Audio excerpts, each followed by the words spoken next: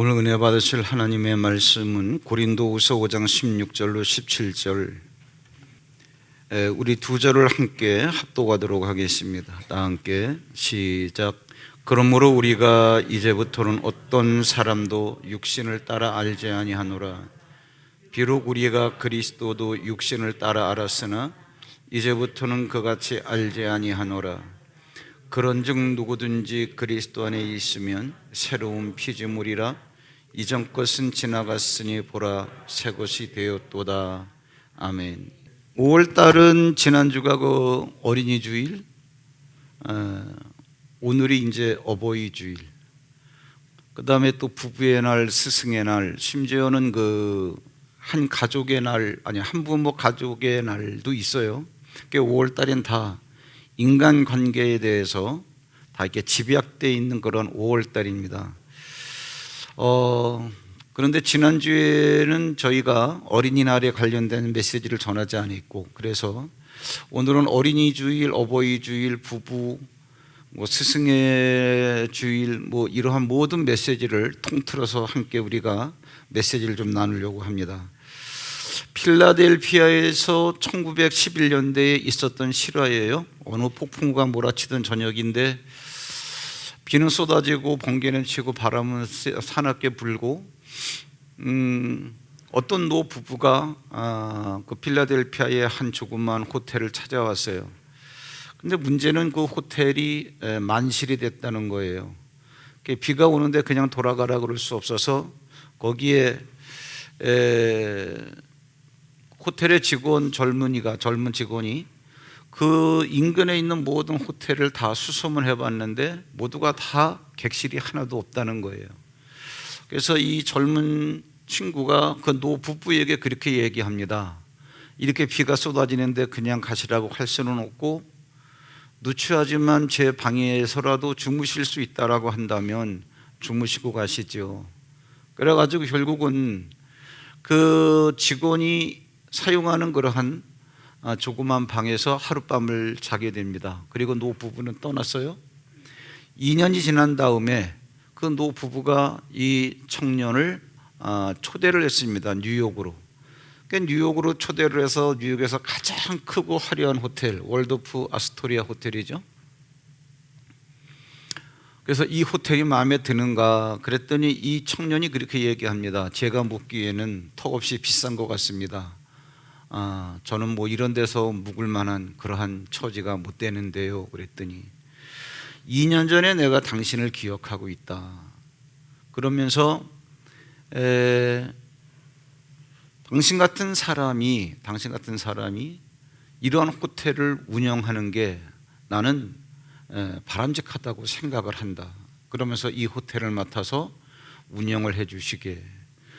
그 초라하게 호텔을 찾았던 그 2년 전의 노 부부는 외모는 호름했지만 월드프 아스토리아 호텔의 사장이었습니다. 사장 내외였죠. 그래서 이제 그 젊은이의 따뜻한 마음에 사람을 배려하는 마음 때문에 그 조지 볼트라고 하는 그 청년에게 이 호텔 운영을 맡기게 됩니다. 제가 여기까지만 써놨지만은 사실 이 스토리는 그 이후로 어떻게 이어지느냐 하면은 그 노 부부의 애동딸과 결혼을 하게 되죠. 이 조지 볼트가. 그래서 그 호텔을 상속받게 되고 호텔 체인점을 그가 구상을 해내면서 호텔 왕이라고 하는 수식어가 따라붙고 억만장자가 돼요. 그 다음에 아름다운 이야기도 있지만 모르시는 게 오늘 설교에도 도움이 될 수 있을 것 같고, 궁금하니까 한 말씀 드릴게요. 그 아내가 결혼한 지 얼마 안 돼가지고 암에 걸립니다. 그래가지고 사랑하는 아내에게 기쁨을 주기 위해서 지금 미국과 그 캐나다를 이렇게 관통하고 있는, 그 사이를 관통하고 있는 세인트 로렌스 강을 따라서 거기에 1000개의 섬이 있다 그래가지고 한 1800개 정도 된다 그러는데, 그러한 천섬이라고 이름 지어서 관광 투어 코스가 돼요. 그 많은 섬 가운데서 비행기를 타고 내려다 보면 하트 모양으로 되어 있는 섬이 있는데 그 섬을 하트성이라 그래. 그래서 그 성을 매입을 하게 돼요. 그래서 중세식으로다가 외국에서 정말 중세 건물의 전문가인 사람들을 초빙을 해서 거액을 들여서 그 성을 짓기 시작을 하는데 완공을 보지 못하고 그 아내가 죽습니다. 그러자 이제 이 조지 볼트가 그 뉴욕에다가 이 거대한 성, 억만금이 들어간 이 성을 완공시켜가지고 뉴욕에다가 $1에 팔아버리고 다시는 이 섬으로 돌아오질 않아요. 뭐 이러한 얘기가 있는데 중요한 건 이거죠. 내가 오늘 처음 만난 사람인데 그 사람이 내가 볼 때 굉장히 초라하게 보이는 사람이라 할지라도 그 사람과 나와의 관계성이 앞으로 어떻게 진행될지는 아무도 몰라요. 근데 너무나 우리는요, 지금 이 그리스도인들까지도 현실을 살면서 이러한 관계를 깨뜨리는 데 있어서 아무런 감각 없이 마귀에게 쏟고 있다 그러한 이야기예요. 우리가 사물을 볼 때 사실과 그 다음에 생각이라고 하는 게 있습니다. 이게 무슨 얘기냐면 어저께 카톡이 왔어요. 미국에 있는 아들에게서. 가끔 가다가 이렇게 한 2, 3일에 한 번씩 이제 영상 통화를 하게 돼요. 그 이제 핸드폰을 딱 트니까 거기에 이제 손자 둘이 있죠. 두 손자가 서로 할아버지 얼굴을 보려고, 애들이 또 나이는 8살 뭐 그리고 5살밖에 안 돼도 얼굴이 커요. 그래가지고 두 얼굴을 서로 막 비집고 뒤집어 이렇게 막 들이미니까 화면에다 반쪽씩밖에 안 잡히잖아요. 서로 자기 얼굴을 많이 보게 하려고. 막 또 이제 막 싸우기 시작을 하는 거예요. 그래서 저하고 통화하다가 오랜만에 싸운 거예요. 싸운 거. 그러더니 나중에 이제 그 형이라고 하는 조이가 동생이라고 하는 제이를 딱 잡고 저 멀리 가더니 막 야단을 치면서 서로 싸우는데 모양이 조그맣게 보이죠. 소리는 크게 나고. 그러면서 형 노릇을 단단히 하더라고. 뭐라고 막 알아듣지도 못하는 말로 막 야단을 치는데 동생 제이도 뒷짐을 지고서 할 말 다 하고 대꾸를 하고 그러는 거예요. 야, 쟤들이 뭐라 그러는 거니? 싸우는 거예요. 뭐라 그러면서 싸우는 거야? 그냥 아빠가 통역을 해주는 거예요. 그게 무슨 통역을 하냐면은 그 형 조이가 뭐라 그러는 거 아니? 야, 할아버지하고 통화를 했으면 인사를 하고 대화를 먼저 해야지. 그런데 동생 제이는 그게 아니라 내가 종이에다가 그린 빨강, 파랑, 노랑 물감으로 그린 그림을 보여주고 싶다는 거예요. 그러니까는 여기에서 이제 조이가 뭐라 그러는 거 아니? 그거는 원트고 네가 원하는 거고 니도 지금 필요한 거는 할아버지하고 대화하는 거야. 이게 끝난 다음에 네가 원트하는 걸 네가 해야지. 그 다음에 아니야, 그래도 나는 내가 하고 싶은 거 하고 싶어. 근데 이것 때문에 싸우는 거예요. 그래서 우리가 이러한 오류에 빠질 수 있다는 얘기죠. 그게 무슨 얘기냐면은 여러분 성경의 사람의 역사에 대해서 가만히 추적을 한번 해보세요. 창세기 2장 7절에 보면 하나님께서 흙으로 사람을 지으시고, 그러니까 흙으로 사람을 지었으니까 사람이라고 하는 것은 그냥 흙덩어리일 뿐이에요. 아무런 생명이 없습니다. 그러니까 사람 모양 형체만 만들어 놓고 거기에 하나님께서 생기를 불어 넣으니까, 하나님의 영이 들어오니까 그 사람이 생명이 되었다는 거예요. 그러니까 사람이 생명이 되니라 이 말씀을 가만히 보면 사람과 생명은 다르다는 얘기죠. 하나님의 생기가 들어와 있으면 생명인 거고, 하나님의 생기가 없으면 그냥 사람, 흙덩어리일 뿐이에요. 그래서 이러한 생명이 선악과를 따먹고 범죄함으로 사람 속에 있던, 생명 속에 있던 하나님의 영이 떠나버린 거죠. 하나님은 하나님대로 사람은 사람대로 이렇게 분리된 상태를 하나님께서는 너희들은 죄인이야 이렇게 말씀하시는 거예요. 영적으로는 죽은 자라 그러한 얘기죠. 이렇게 세상 사람들이 죄인으로 있는 이러한 상태에서 예수님이 오셔가지고 그 죽은 사람들을 살려내는 거예요. 그래서 예수님을 뭐라 그래요? 살려주는 영으로 오셨다. 그러면 살려주는 영이 뭔데? 너희들이 받은 성령이 살려주는 영이야. 그래서 살려주는 영인 성령이 너희들 속에 들어왔기 때문에 너희들은 살아났어. 이걸 거듭났다는 거예요. 이 거듭난 상태가 뭐냐 하면은 아담이 선악과를 따먹고 죽기 이전에 하나님과 함께 있었던 상태, 생명으로 있었던 상태로 회복이 된 거라는 거예요. 예수님 믿고 구원받은 성도들은 나의 그러한 존재의 팩트, 사실이 뭐냐? 아까 우리 손자 조이가 말하던 니드가 뭐냐? 네가 먼저 해야 될 게 뭐냐? 현실적인 게 뭔지를 알아? 우리는 살아났다는 거예요. 거듭났다는 거예요. 우리 안에 하나님의 성령이 있고, 다시 말하자면 구약적 개념으로 생기가 우리 안에 있다는 거예요.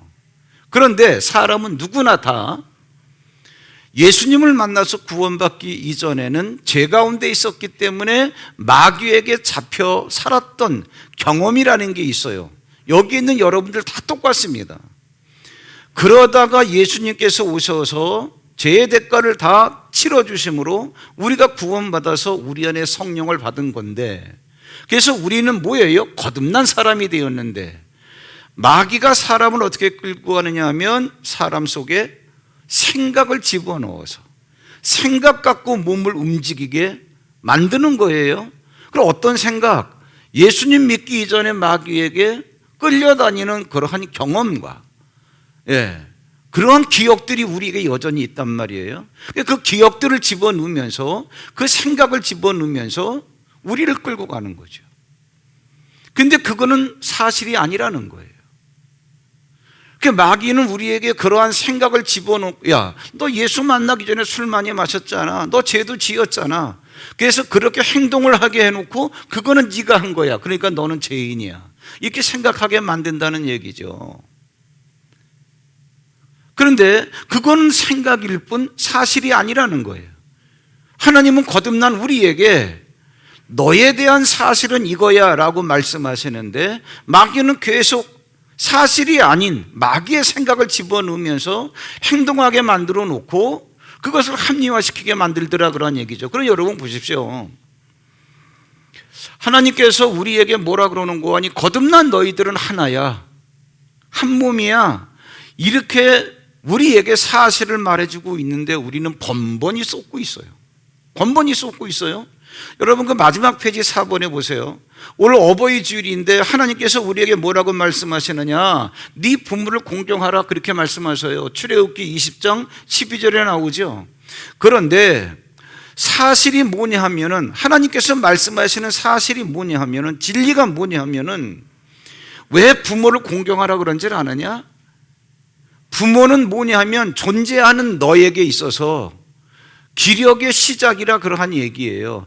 부모가 있으니까 너도 있는 거다, 그러한 얘기예요. 이게 어디에 나옵니까? 창세기 49장 3절에 나오죠. 루벤아 너는 내 장자요, 나의 맏아들이라, 그러한 얘기예요. 나의 능력이야, 그러면서 내 기력의 시작이야. 다시 말하자면 무슨 얘기냐면은 부모와 자식은 뭐예요? 힘 자체가 연결되어 있다, 그러한 얘기예요. 이것만 생각해도 여러분 부모를 공경해야 된다, 말아야 된다, 우리가 따지고 뭐하고 할 생각이 뭐 따질 필요가 없는 거예요. 부모님이 없으면 우리가 없는 거죠. 그런데 마귀는 우리에게 뭐라고 얘기하는 거 아니? 자녀 입장에서 부모를 볼 때 늙었어, 사고방식이 구태의연하고 냄새도 나고 아주 진부해, 말 안 들어도 돼. 이게 마귀의 생각이에요. 그러니까 우리가 예수님 만나기 이전에 이러한 사고방식에 젖어서 세상은 지금도 그렇게 돌아가겠죠. 그러다 보니까는 그렇게 행동하게 만들어버리는 거예요. 성경에도 나옵니다. 사무엘상 8장 5절에 이 이야기가 누구냐 하면은 그 사무엘상에 나오는 그 사무엘의 아들들에 관련된 이야기예요. 사무엘이 탁월한 사람 아닙니까? 근데 사무엘의 아들들이 있어요. 근데 사무엘이 늙었어요. 늙으니까 어떻게? 아버지 말을 안 들어요. 이게 자식들의 일반적인 보편적인 생각입니다. 성경에 뭐라고 나오는 거 아니? 보소서 당신은 늙고 그러니까 당신의 아들들은 당신의 행위를 따르지 아니하니. 사무엘은요, 이스라엘 백성들이 전체적으로 우러러 보고 존경했던 그러한 선지자입니다. 사사예요.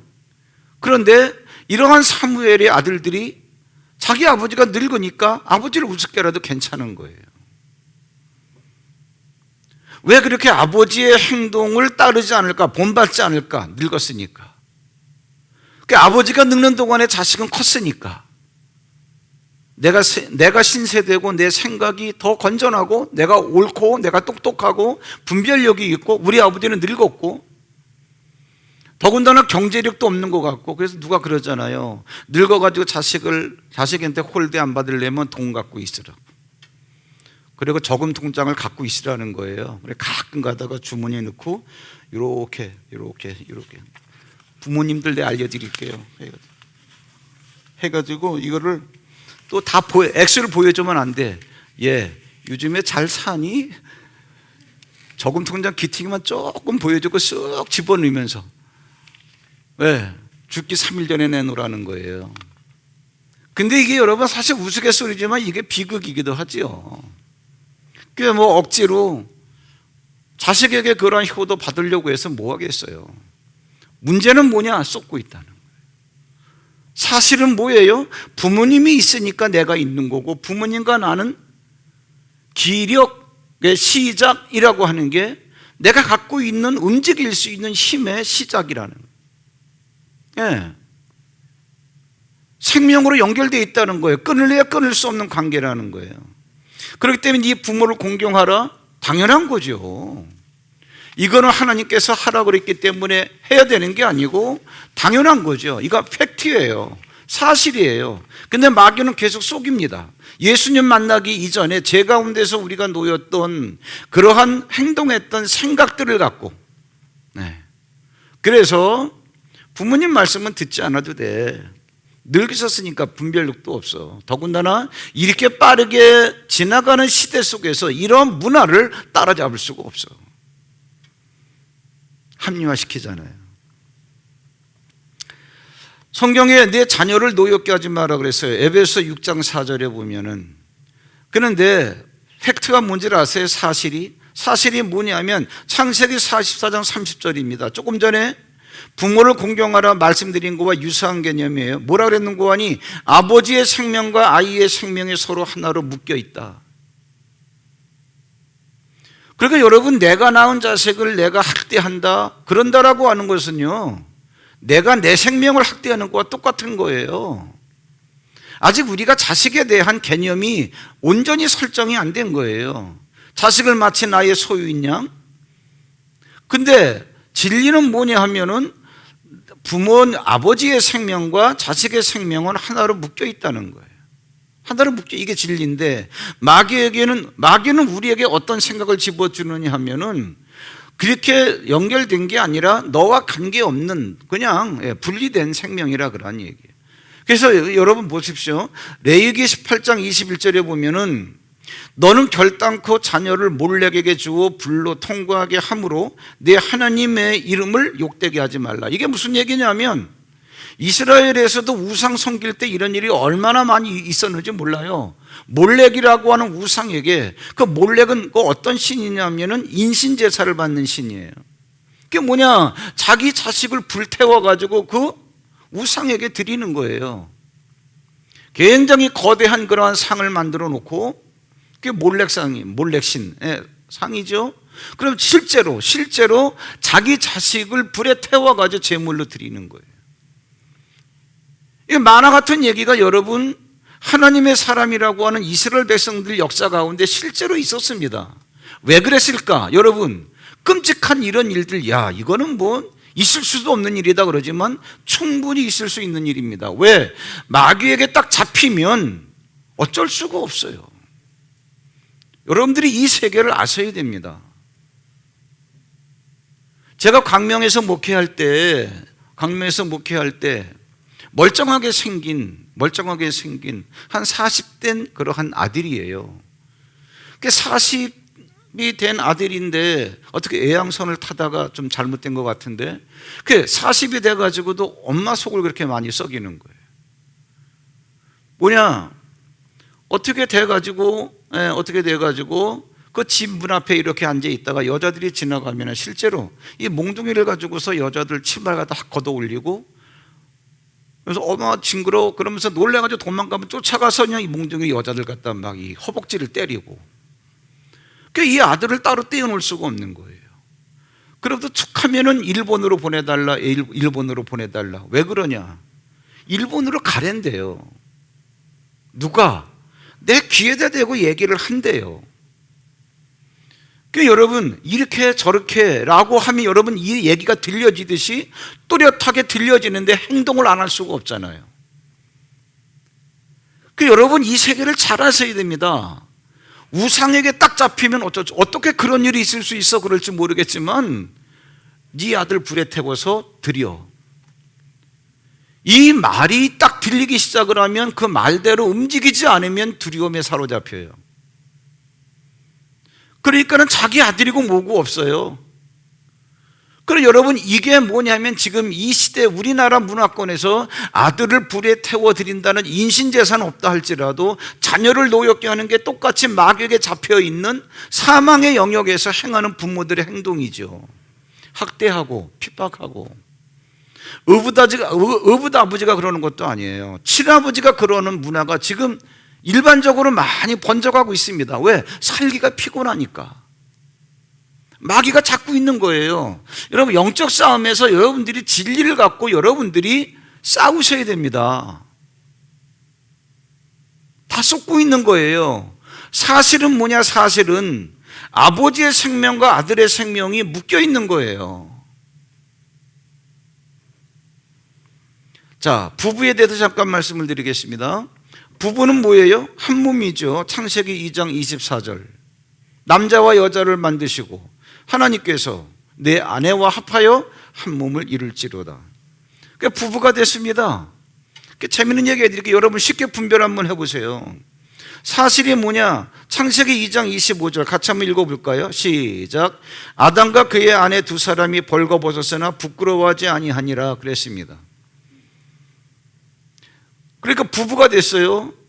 부부가 됐는데 벌거벗고 지내는데 이게 뭐냐, 부끄럽지 않더란 얘기예요. 서로에 대해서. 이게 뭐냐? 사실입니다. 범죄하기 이전에 하나님이 우리 안에 있을 때는 부부가 한 몸이라는 것이 그대로 살면서 깨달아지는 진리예요. 그러니까 벌거벗었기 때문에 부끄럽지 않더라 그런 얘기죠. 근데 지금 여러분 부부관계가 많이 흔들리고 있잖아요. 깨어지고 있잖아요. 이게 뭐냐? 속는 거예요. 왜 그러냐? 여러분 잘 보세요. 부부관계 지금 우리는 지금 거듭난 자란 말이에요. 그리고 부부관계는 뭐예요? 부부관계는 벌거벗었으나 정상적이라면 부끄러워하지 아니하더라. 근데 여러분 우리가 이제 갈등이 있단 말이에요. 그러니까 부부간에 말도 안 하고 싸우고 서로 미워하고 그런단 말이죠. 그러면 그 미워하면은 그 이제 아담이 그 범죄한 다음에 너 아담아 너 왜 그랬어? 선악과 왜 먹었어? 그랬더니 창세기 3장 12절에 보세요. 아담이 하는 말이 뭐냐면 하나님이 주셔서 나와 함께 하게 하신 여자 그가 그 나무의 열매를 내게 줌으로 내가 먹었나이다. 참 말이 길지요. 그런데 아담이 선악과를 먹기 전에는 하와 자기 아내에 대해서 뭐라 그랬습니까? 내 뼈 중에 뼈요 살 중에 살이라. 눈에 넣어도 안 아프다 그런 얘기죠.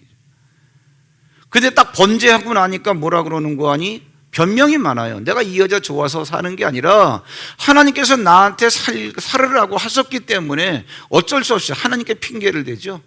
나와 함께 살게 하신 여자입니다. 이렇게 그 하와에 대해서 이상한 그러한 수식어를 갖다 붙인다는 얘기예요.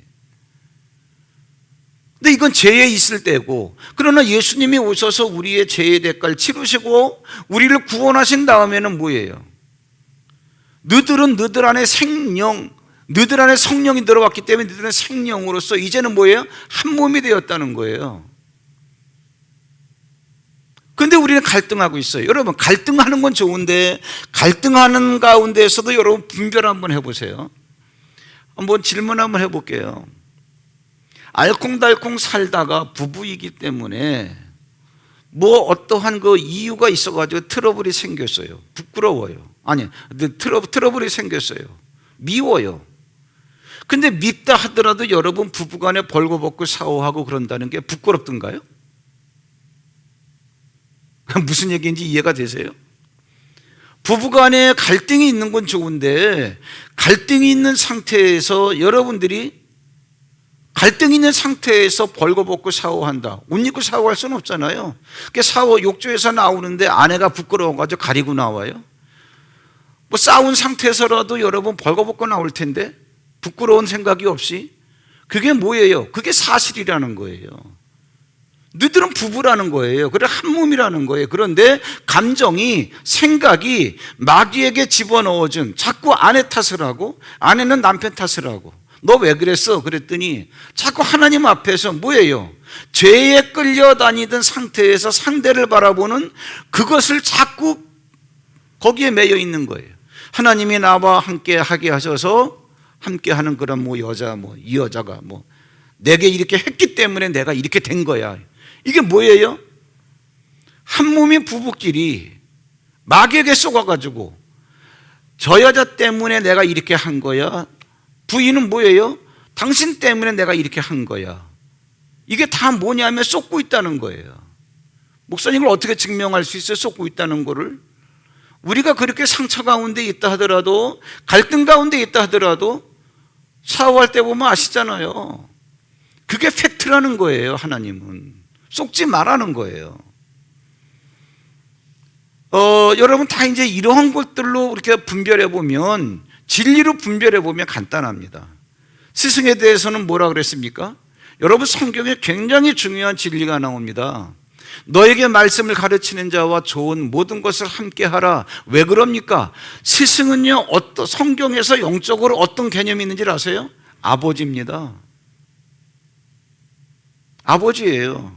그게 무슨 얘기냐면은, 이제 그 북이스라엘의 여호람 왕 때 아람군이 쳐들어왔는데 엘리사가 이 아람 그 군인들을 이렇게 눈멀게 해가지고 다 앞에 사람 손잡게 해가지고 그냥 쭉 끌고 가는데 어디까지 끌고 갔느냐?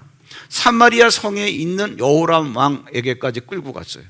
딱 보니까는 여호람 왕이, 엘리사 선지자가 그 아람 군대를 갖다가 다 눈멀게 해가지고서 굴비 깨듯이 해가지고 다 데리고 왔거든요. 죽이려면 죽일 수 있어요, 이거. 그러니까 여기에서 이 여호람 왕이 선지자, 말씀을 갖고 있는 그 선지자는 항상 왕에게 말씀을 가르치고 코칭을 하거든요. 거기 그 사람이 뭐라는 줄 아십니까? 아버지, 내가 이 아람 군대를 갖다가 내가 죽일까? 아버지라 그래요. 그 육적으로 나를 낳았기 때문에 아버지가 아니라 나에게 교훈을 주고 깨닫게 해주는 이러한 위치에 있는 사람을 뭐라 그러느냐? 아버지라 그래요. 이게 진리입니다, 여러분. 그럼 우리가 스승에 대해서 어떠한 의식을 갖고 대해야 되는가? 이게 뻔한데, 그런데 뭐예요? 마귀는 그렇게 얘기를 안 하죠. 스승이라 할지라도 내 마음에 맞는 말을 하지 않으면 그냥 관계를 끊어버려요. 여러분, 설교 듣는 태도를 바꾸셔야 됩니다. 우리 교회에 그런 분들이 몇 분이나 있을지 모르겠지만, 여기서 강단에서 선포되는 설교가 자기 마음에 들면 은혜 받았다 그러고, 그 말씀에 찔리거나 마음에 들지 않는 것, 내 생각과 다르면 가차 없어요. 제가 이제 유튜브 방송 들어가 보잖아요. 그럼 거기에서 아니요, 여기에 왜? 내 생각과 틀려. 문재인 얘기 조금만 하면은 나쁜 설교. 이거 여러분 다 속는 겁니다. 여기 보세요, 여러분. 그 열왕기상 22장 18절에 보면은 북이스라엘 왕 아합이 왜 죽어요? 전쟁에? 선지자가 누구예요? 그때 미가야. 근데 미가야는 바른 말을 하거든요. 그런데 아합 왕이 실정을 하는 거에 대해서, 악한 왕으로서 하나님 말씀에서 항상 격길로 나가는 거에 대해서 바른 말을 하니까 그게 듣기 싫은 거예요. 사실은 그가 아버지인데 듣기 싫은 거예요. 듣기 싫으니까 안 듣는 거예요. 영적인 그러한 아버지인 스승과 말씀을 받아야 될 제자와의 관계가 끊어지는 거죠. 관계가 끊어지다 보니까 결과가 어떻게 됐습니까? 전쟁에 나가서 죽는 거죠. 아방이 전쟁에 나가서 죽잖아요. 왜 이러한 현실이 오는가? 영적 분별력이 있어야 됩니다. 사실 여러분 설교가 여러분 마음을 찌른다. 그게 진짜 은혜가 되는 거예요. 왜? 나의 썩은 폐부를 도려내는 거예요. 수술 받아야 되는 거예요.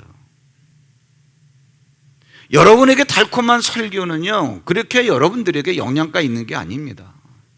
네. 더군다나 여러분 성도들은 뭐예요? 한 몸이라 그랬잖아요. 고린도전서 12장 13절에. 마찬가지입니다. 여러분, 팩트는 뭡니까? 우리는 뭐예요? 우리 안에 성령이 채워졌기 때문에 뭐 우리가 모양, 생김새, 얼굴은 다 다르다 할지라도 우리 안에 성령이 채워졌기 때문에, 그리고 여러분들이 생각하고 여러분들이 움직이는 건 뭐에 의해서 생각하고 움직이는 거예요? 여러분 안에 채워진 살려주는 영인 성령에 의해서. 당연한 거 아닙니까? 그러니까 뭐예요? 그러니까는 같은 말, 같은 생각이 가질 수 있는 한 몸이라는 거죠. 이게 팩트예요. 이게 진리고. 그게 진짜 우리가 이제 깨달아야 될 게 뭐냐면 오늘 읽었던 본문이에요. 고린도서 5장 16절. 그러므로 우리가 이제부터는 어떤 사람도 육신을 따라 알지 아니하노라. 그런데 여러분, 그런가요? 우리가 교회에서 조금 뭐 이렇게 인품이 괜찮고 뭐 여유가 있고 부드럽고 내 마음에 드는 사람하고 대화할 때는 내가 좀 괜찮고 괜찮게 받아들이고, 내 마음에 안 들 때는 뭐 그냥 뭐 우리가 좀 거리감을 두고, 그렇지 않은가요? 그게 우리가 벌써 쏟고 있다는 거예요. 예. 그 여러분 고린도전서 11장 20절로 21절 봐보세요. 제가 읽을게요. 그런즉 너희가 함께 모여서 주의 만찬을 먹을 수 없으니. 오늘 우리가 지금 이제 말씀에 이어서 성만찬 할 거거든요. 이 얘기하는 거예요. 지금 고린도 교회에서 어떤 일이 있는지 아세요? 너희들이 함께 모여서 예배 드릴 때 만찬을 먹을 수 없다. 그 이유가 뭔지 아세요? 먹을 때에 각각 자기의 만찬을 먼저 갖다 먹음으로 어떤 사람은 시장하고 어떤 사람은 취함이라. 이게 무슨 얘기냐면 여러분 이겁니다. 이게 지금 여러분 고린도 교회에서 있었던 얘기인데, 고린도 교회가 영적으로 얼마나 풍성해요. 방언도 하고 뭐 통역도 하고 영적으로 은사가 막 나타나면 뭐 하겠습니까? 그들의 삶의 태도는 이런데, 이게 무슨 얘기냐면 지금 성만찬은 우리가 약식으로 하지만 초대교회 때 성만찬은 뭐냐면 성만찬 하는 그 끼에 해당되는 식사예요. 포도주를 마시고 떡을 먹는데 떡을 요만큼 먹는 것도 아니고 이만큼씩 먹는 거예요. 그럼 우리가 언제 예배하면서 성만찬을 나눌까? 저녁은 7시 아니면은 점심은 12시 시간 약속을 한단 말이에요. 우리는 9시에 예배 드리잖아요.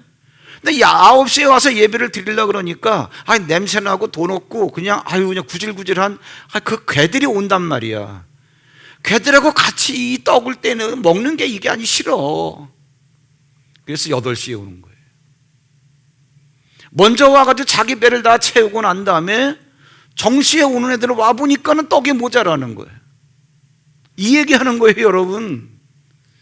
그래서 너희들이 주의 만찬을 먹을 자격이 없다, 그런 얘기하는 거예요. 누가 그러는 거예요? 마귀가.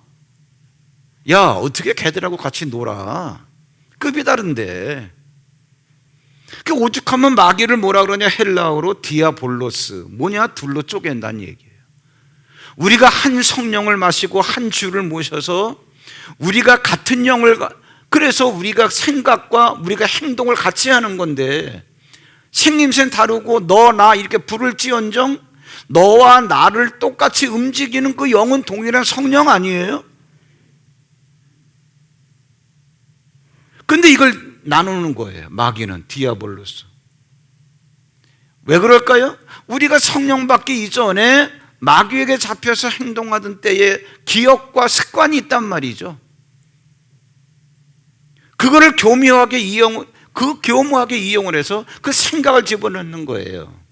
가룟 유다가 여러분 예수를 팔 때도 어떻게 팔게 된 거예요? 어떻게 그럴 수가 있어? 간단합니다. 마귀가 가룟 유다 속에 예수 팔려는 생각을 집어넣으면 그렇게 행동을 하는 거예요.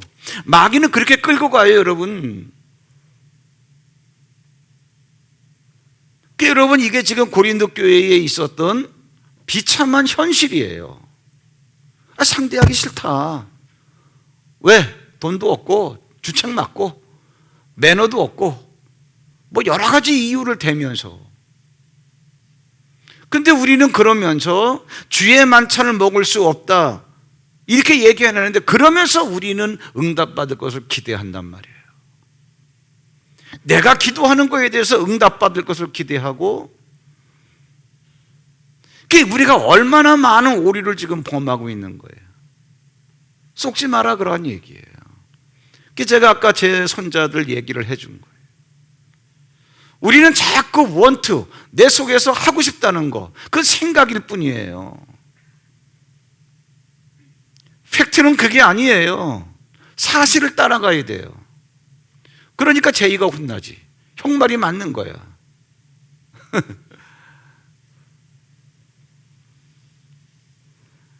우리는 이러한 영적인 무지 때문에 많은 관계들을 부담감 없이 깨뜨리고 있습니다.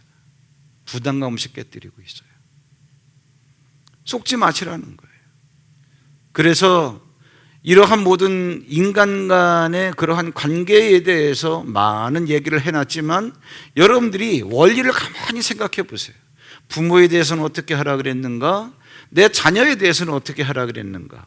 부부에 대해서는 어떻게 하라 그랬는가? 스승에 대해서는 어떻게 하라 그랬는가? 성도들은 어떻게 하라 그랬는가? 제가 여기에 써놓지 않았습니다만, 여러분, 친구에 대해서는 어떻게 하라 그랬습니까? 요한복음에서 친구를 위해서 목숨을 버릴 수 있으면 더 좋은 친구가 없다는 거 아니에요? 진짜 친구는 뭐예요? 목숨까지 버릴 수 있는 게 친구예요. 근데 마귀는 뭐라 그럽니까? 사소한 이익만 되면은 이용해 먹어도 된다는 얘기예요. 지금 그러고 있잖아요.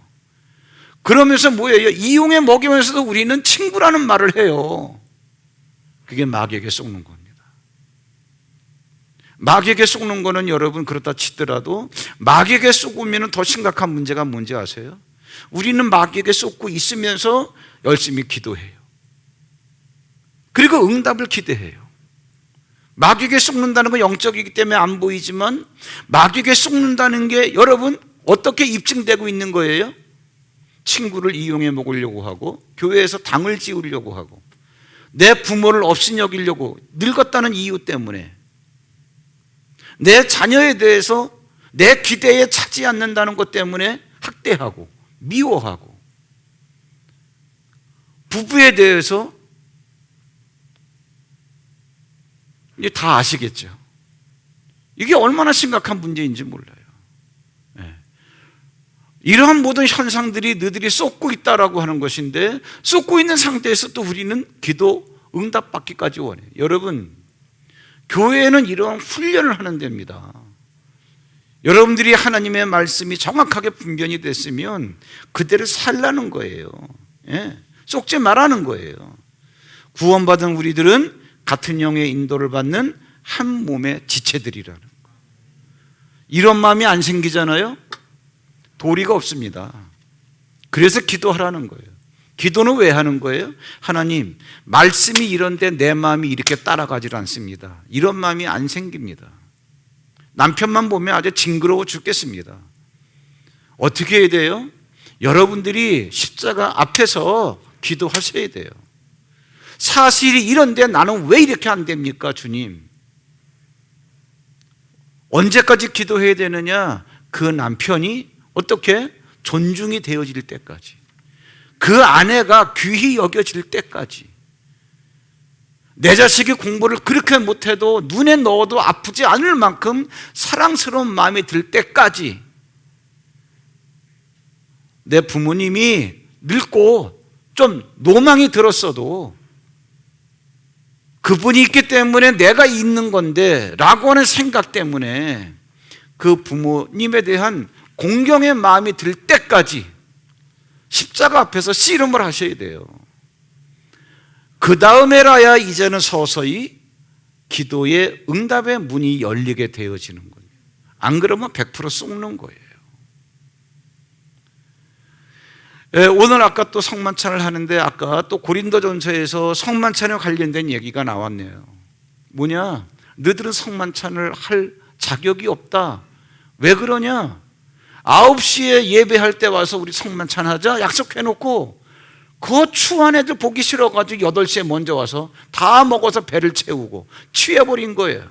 실제로 얼마나 마셨는지, 이제 왔어? 우리 조금 일찍 왔어. 꼭 이제 취했다 그랬잖아요. 이게 그 얘기입니다, 여러분. 우리가 더 이상 속을 수는 없어요. 그리고 어버이날, 어린이날, 뭐 부부의 날 한 번씩 어떤 이벤트를 하고서 야, 우리 어버이날 지켰어. 그거 별로 의미가 없는 겁니다. 그래서 우리 교회가 이 혼탁한 시대에 여러분 영적인 허영심에 들뜨지 마세요. 말씀이 이러면 똑바로 알아듣고 그대로 살아가는 거예요. 그럴 때 여러분에게 비로소 유익이 있는 거예요. 오늘 성만찬할 때 주님 오늘 어버이에 대해서, 자녀에 대해서, 부부에 대해서, 스승에 대해서, 친구에 대해서까지도 어떻게 말씀하시는지 사실을 알았으니 사실대로 우리가 살아가겠습니다. 이 말씀을 우리가 먹고 마시는 거예요. 그런 결단으로 여러분들이 먹고 마셔서 정말 관계를 귀히 여기시고 지금 내가 헌신하면서 애써가면서 지키려고 하는 이 관계가 앞으로 어떻게 이것이 발전해 나갈지 아무도 몰라요. 귀한 깨달음이 있기를 주의 이름으로 축원합니다.